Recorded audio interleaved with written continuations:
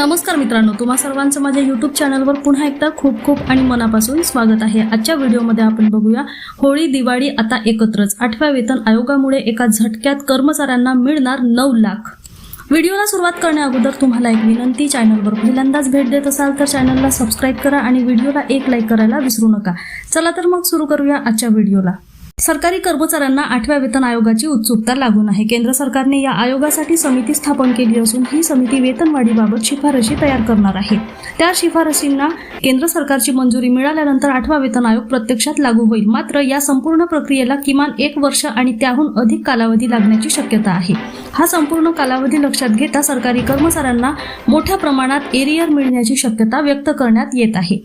या माहितीनुसार 8व्या वेतन आयोगाच्या शिफारशी जानेवारी 2026 पासून लागू होण्याची शक्यता वर्तवण्यात आली आहे। जरी प्रत्यक्ष अंमलबजावणी उशिरा झाली तरी जानेवारी 2026 पासूनची थकबाकी कर्मचाऱ्यांच्या खात्यात जमा केली जाऊ शकते। साधारणतः 18 ते 24 महिन्याचा एरियर कर्मचाऱ्यांना मिळू शकतो। त्यामुळे साधारण 9 लाखापर्यंत एरियर कर्मचाऱ्यांना मिळू शकतो।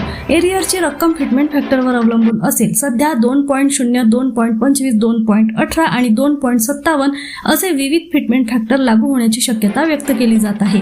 फिटमेंट फॅक्टर म्हणजे सध्याच्या बेसिक पगारावर ठराविक गुणक लावून नवीन बेसिक वेतन निश्चित केले जाते। 7व्या वेतन आयोगातही हा फॉर्म्युला वापरण्यात आला होता। 7व्या वेतन आयोगानुसार केवळ लेवल 1 कर्मचाऱ्यांचा बेसिक पगार 18,000 रुपये आहे, तर लेवल 5 कर्मचाऱ्यांचा बेसिक पगार 29,200 रुपये आहे। जर 20 महिन्याचा एरियर गृहीत धरला तर लेवल 1 ते लेवल 5 मधील कर्मचाऱ्यांना सुमारे 3.60 लाख रुपयांपासून ते 9.17 लाख रुपयापर्यंत एरियर मिळू शकतो। ही रक्कम फिटमेंट फॅक्टर 2.0, 2.15, 2.28 किंवा 2.27 अशा दरांवर आधारित अंदाजानुसार मोजली जात आहे। एरियरची गणना करताना जुन्या आणि नव्या बेसिक पगारातील फरक काढला जातो।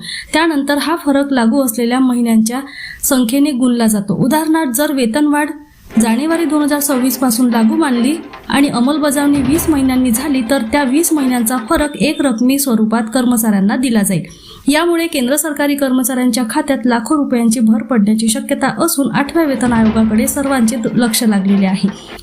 अंतिम निर्णय आणि अंमलबजावणीची तारीख निश्चित झाल्यानंतरच नेमकी रक्कम स्पष्ट होणार आहे। पुन्हा भेटू एका नवीन अपडेटसह, तोपर्यंत धन्यवाद।